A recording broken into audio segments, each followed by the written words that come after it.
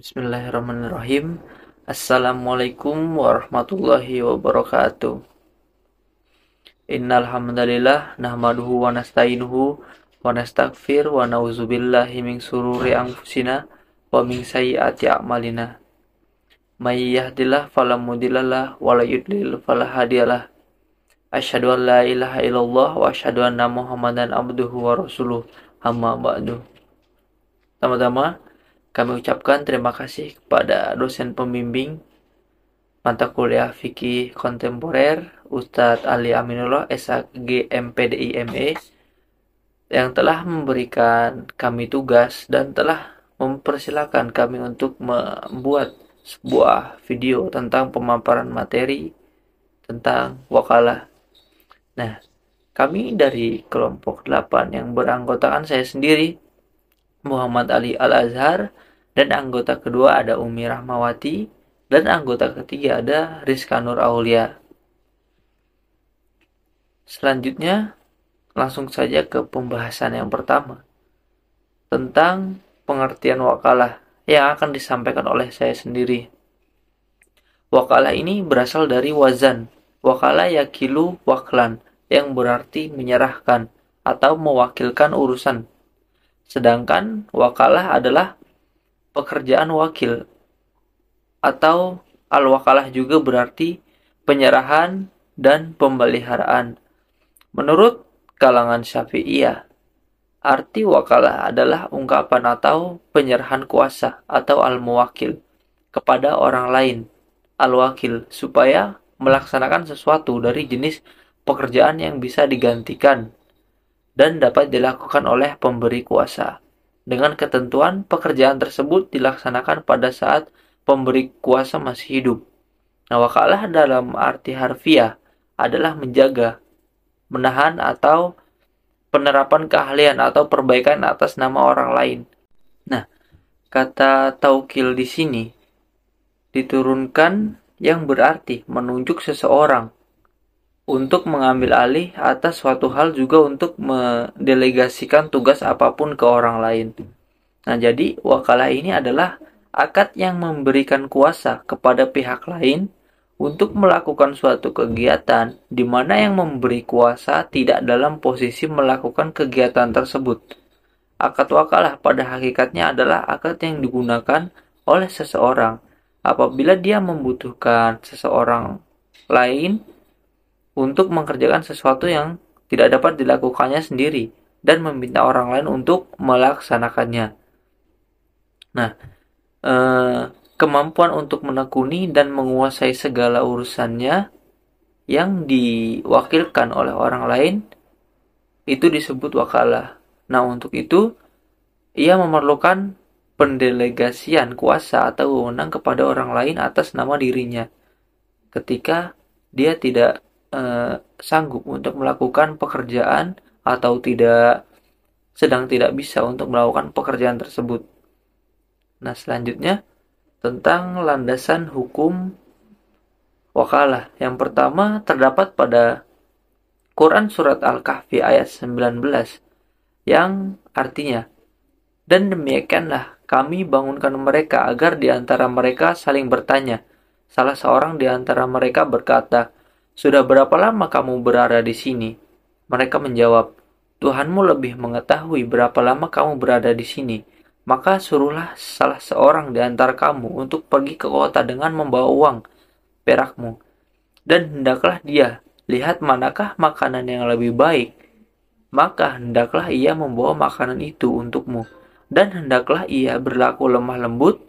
Dan janganlah sekali-kali menceritakan hal kepada seseorang pun."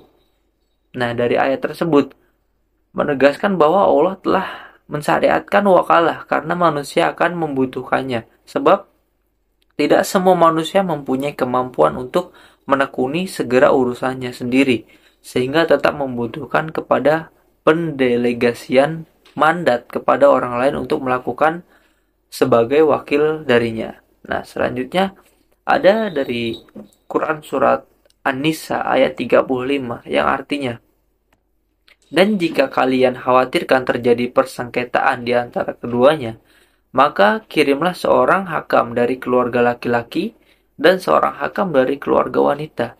Jika kedua hakam itu bermaksud mengadakan perbaikan, niscaya Allah memberi taufik kepada suami istri itu. Sesungguhnya Allah Maha mengetahui lagi Maha mengenal. Nah, ayat ini menjadi rujukan dalam surat Yusuf ayat 55 yang artinya, jadikanlah aku bendaharawan negara Mesir, karena sesungguhnya aku adalah perang yang pandai menjadi dan berpengetahuan. Ayat tersebut menjelaskan bahwa Nabi Yusuf menyatakan siap untuk menjadi wakil dan mengemban amanah menjaga urusan ekonomi negeri Mesir. Nah, selanjutnya ada hadis Malik dalam Muwatta. Terdapat beberapa hadis yang membolehkan pelaksanaan akad wakalah berikut yang dianggap relevan dengan hukum wakalah. Hadis tersebut artinya, dan dari Sulaiman bin Yasar bahwa Nabi Shallallahu Alaihi Wasallam mengutuskan Abu Rafi, hamba yang pernah dimerdekakannya, dan seorang laki-laki Ansor. Lalu kedua orang itu menikahkan Nabi dengan Maimunah binti Haris, dan pada saat itu Nabi Shallallahu Alaihi Wasallam di Madinah sebelum keluar ke Mikat Dzulkhuwaifah. Hadis riwayat Malik dalam Muwatta. Nah, dalam kehidupan sehari-hari, Rasulullah telah mewakilkan kepada orang lain untuk berbagai urusan. Di antaranya adalah membayar hutang, mewakilkan penetapan had dan pembayarannya.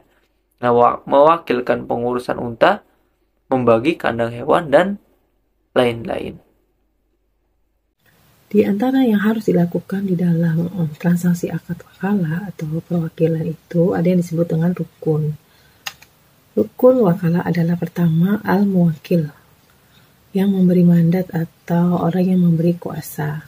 Yang kedua adalah al-wakil, yang menerima daripada akad perwakilan tersebut.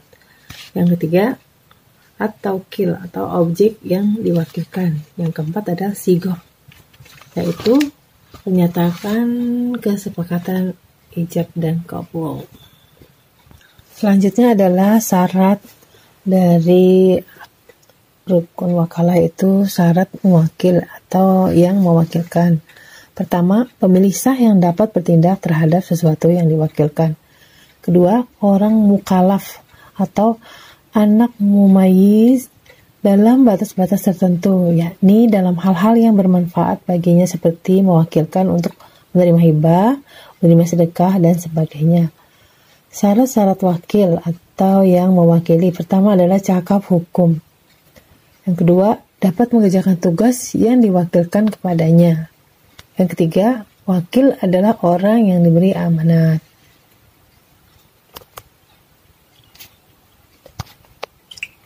Selanjutnya, macam-macam wakalah.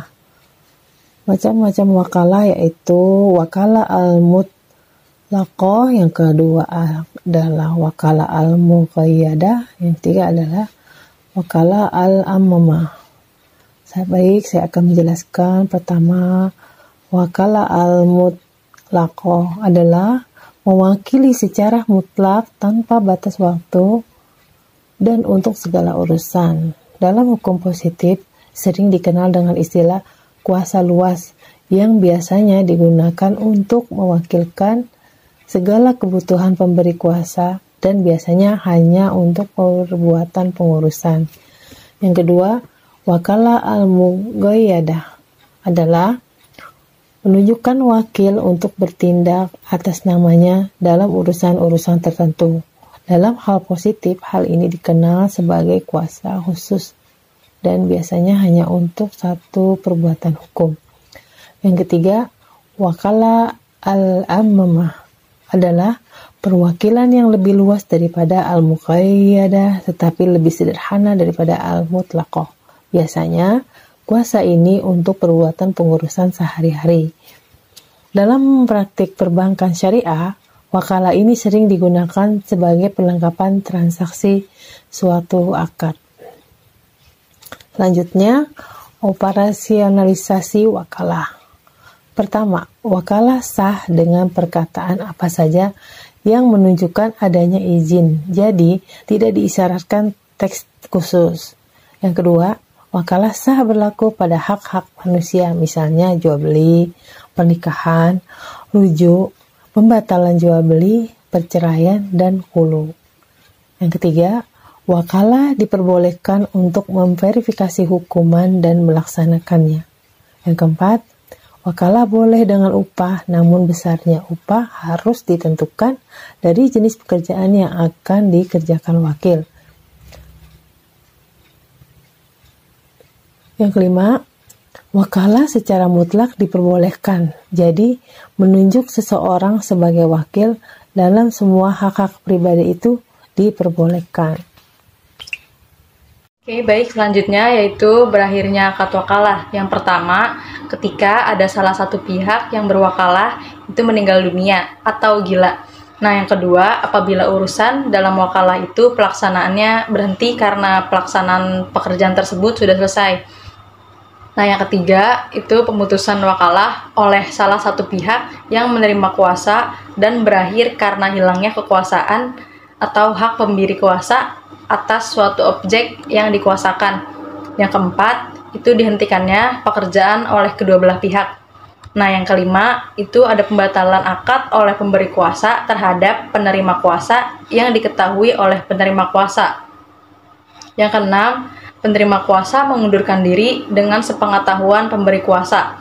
Yang terakhir, gugurnya hak kepemilikan atas barang bagi pemberi kuasa. Nah, selanjutnya kita ke skema atau aplikasi. Secara umum, aplikasi wakalah dalam perbankan dapat digambarkan sebagai berikut. Nah, nasabah dan investor melakukan transaksi melalui bank, di mana bank sebagai penerima kuasa untuk melanjutkan transaksi tersebut. Kemudian dirumuskannya suatu perjanjian antara nasabah dengan bank atau investor dengan bank. Nah, dari mulai aturan memulai akad wakalah, proses akad serta aturan yang mengatur berakhirnya akad wakalah dalam transaksi ini, bank berhak mendapatkan imbalan dari nasabah ataupun investor sesuai dengan kesepakatan dan peraturan yang sudah ditetapkan sebelumnya oleh bank tersebut. Bank dan nasabah yang dicantumkan dalam akad pembelian kuasa harus cakap hukum dalam pelaksanaan di perbankan syariah. Akad wakalah memiliki berbagai bentuk dalam pelayanan jasa di perbankan syariah yang dapat berbentuk yang pertama, transfer, yaitu jasa yang diberikan bank untuk mewakili nasabah dalam pemindahan dana dari satu rekening ke rekening lainnya. Proses transfer uang ini adalah proses yang menggunakan konsep akad wakalah, di mana prosesnya diawali dengan adanya permintaan nasabah sebagai al-muwakil terhadap bank sebagai al-wakil untuk melakukan perintah atau permintaan kepada bank untuk mentransfer sejumlah uang kepada rekening orang lain.